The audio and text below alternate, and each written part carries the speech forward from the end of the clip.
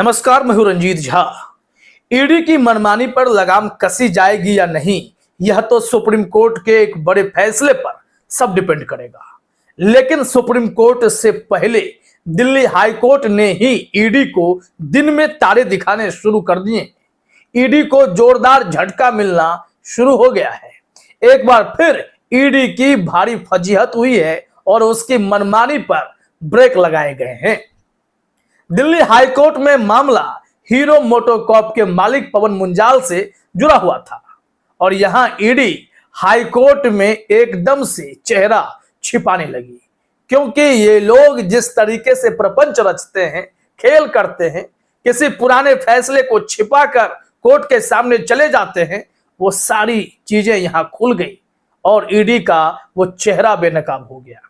पूरा मामला हम आपको बताएंगे, क्योंकि दुनिया जान रही है, पूरे देश को पता है कि इस वक्त मात्र एक ही उद्योगपति है जो सेफ है। उसका कोई कुछ बिगाड़ ही नहीं सकता, भले ही उस पर लाखों करोड़ों के हेराफेरी के आरोप लग जाए। हम बात कर रहे हैं गौतम अडानी की। गौतम अडानी हमेशा सेफ है। उनके खिलाफ अगर कोई बोलता है तो भले उन पर कार्रवाई हो जाए, लेकिन अडानी सुरक्षित है। वहीं दूसरे उद्योगपति की अगर आप बात करें, हीरो का नाम कौन नहीं जानता है। उस हीरो मोटोकॉर्प के कार्यकारी अध्यक्ष पवन मुंजाल के पीछे जांच एजेंसी जितनी ताकत लगाकर पड़ी है, वो सबने देखा है कि कैसे पवन मुंजाल की 25 करोड़ की संपत्ति इन लोगों ने जब्त की है।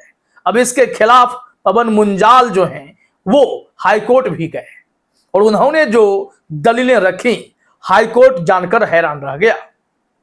आप देखेंगे कि एक पैटर्न है जांच एजेंसियों के काम करने का। सबसे पहले ये लोग करते क्या है कि दूसरी जांच एजेंसी का सहारा लेते हैं। मनीष सिसोदिया को पकड़ना हो तो पहले सीबीआई आएगी, फिर ईडी। ठीक उसी तरीके से यहां भी देखा गया कि यहां ईडी ने पहले डीआरआई को आगे किया।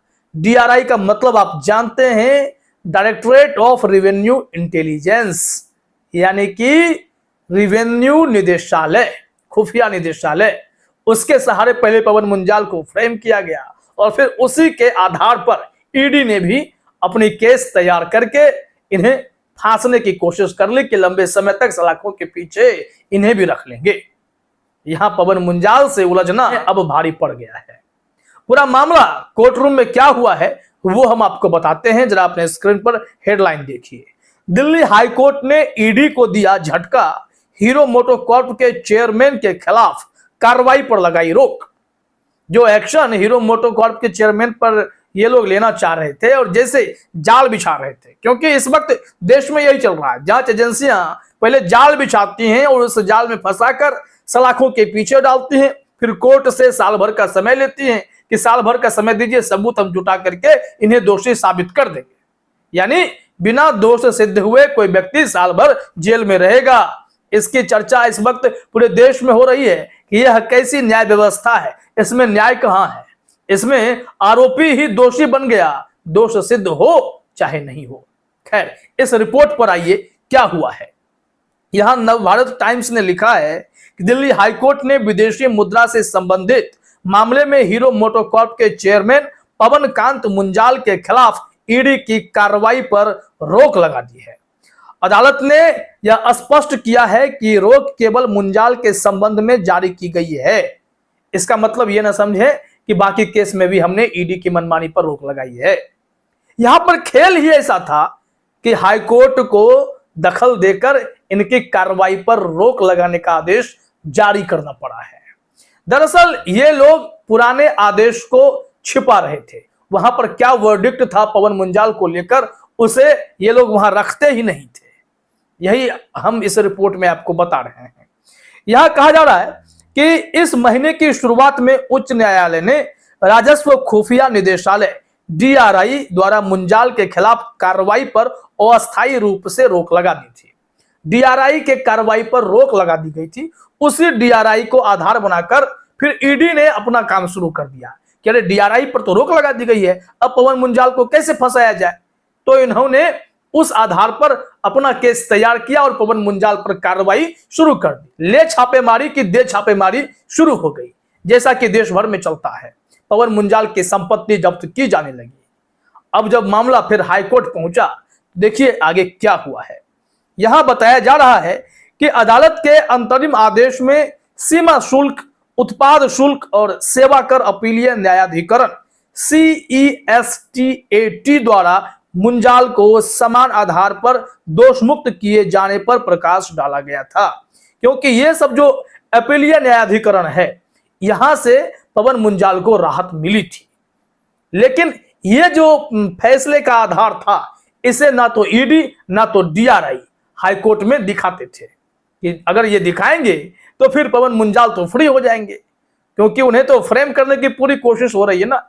दबी जुबान में चर्चा है कि एक और बड़े उद्योगपति इसी ऑटोमोबाइल इंडस्ट्री में दखल देने वाले हैं, तो इस वजह से यह सब प्रपंच किया जा रहा है। आरोप है, यह तो खैर सिद्ध होना बाकी होगा। इसलिए यहां पर लिखा गया है कि अदालत के अंतरिम आदेश में सीमा शुल्क, उत्पाद शुल्क और सेवा कर अपीलीय न्यायाधिकरण CESTAT द्वारा मुंजाल को समान आधार पर दोष मुक्त किए जाने पर प्रकाश डाला गया था। इसका खुलासा ट्रायल कोर्ट की कार्यवाही के दौरान नहीं किया गया था। पिछले साल DRI की अभियोजन शिकायत में मुंजाल और अन्य पर विदेशी मुद्रा सहित प्रतिबंधित वस्तुओं का अवैध रूप से निर्यात करने का आरोप लगाया गया था। मुंजाल ने यह कहते हुए शिकायत को रद्द करने की मांग की कि ट्रायल कोर्ट के समन आदेश में कारणों का अभाव है, और मार्च 2022 में CESTAT द्वारा उनके दोष मुक्ति की अनदेखी भी की गई है। यानी कि जब सीमा शुल्क, उत्पाद शुल्क और सेवा कर अपीलीय न्यायाधिकरण से उन्हें दोष मुक्ति मिल गई थी, तो फिर इन लोगों ने उस आदेश की अनदेखी करते हुए, अवहेलना करते हुए ट्रायल कोर्ट में भी, फिर हाई कोर्ट में भी मामले को छिपाने की कोशिश की। लेकिन पवन मुंजाल यहां मामला लेकर जब आए, उनके लिए मुकुल रोहतगी जैसे धाकर वकील ने मोर्चा संभाला, तब जाकर इनकी कार्रवाई पर रोक लगाई गई है। नहीं तो ईडी यहां पवन मुंजाल को सलाखों के पीछे भेजने की पूरी तैयारी कर रखी थी। यह सब टारगेटेड है कि किन्हें निपटाना है, किन्हें लंबे समय तक बाहर रखना है, या फिर कब किन्हें सलाखों के पीछे से बाहर लाना है, या फिर वो सत्ता के आगे झुक जाए तो फिर राहत मिल जाएगी। अजित पवार को आप देख सकते हैं। खैर, यहां देखिए आगे क्या कहा जा रहा है। वरिष्ठ वकील मुकुल रोहतगी ने क्या दलीलें दी थी। यहां पर बताया जा रहा है कि मुंजाल का प्रतिनिधित्व कर रहे वरिष्ठ वकील मुकुल रोहतगी ने तर्क दिया कि DRI ने ट्रायल कोर्ट की कार्यवाही के दौरान CESTAT के फैसले को छुपाया।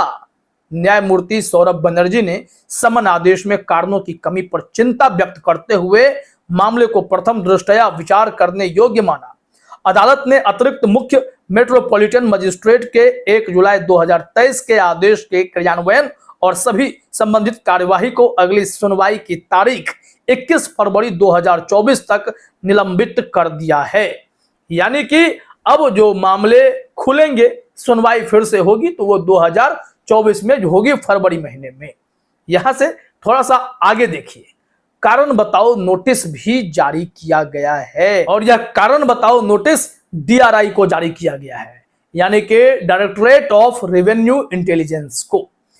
यहां पर जानकारी दी गई, जरा देखिए अपने स्क्रीन पर, कि यह देखा गया कि शिकायत और 2019 का कारण बताओ नोटिस काफी हद तक समान थे। CESTAT के दोष मुक्ति का खुलासा नहीं किया गया था। अदालत ने मुंजाल की याचिका पर DRI को नोटिस जारी किया और जवाब के लिए 3 सप्ताह का समय दिया। इस बीच प्रवर्तन निदेशालय ने भी शुल्क या निषेध की कथित चोरी से संबंधित DRI आरोप पत्र से उपजे धन शोधन निवारण अधिनियम के तहत एक मामला शुरू किया था।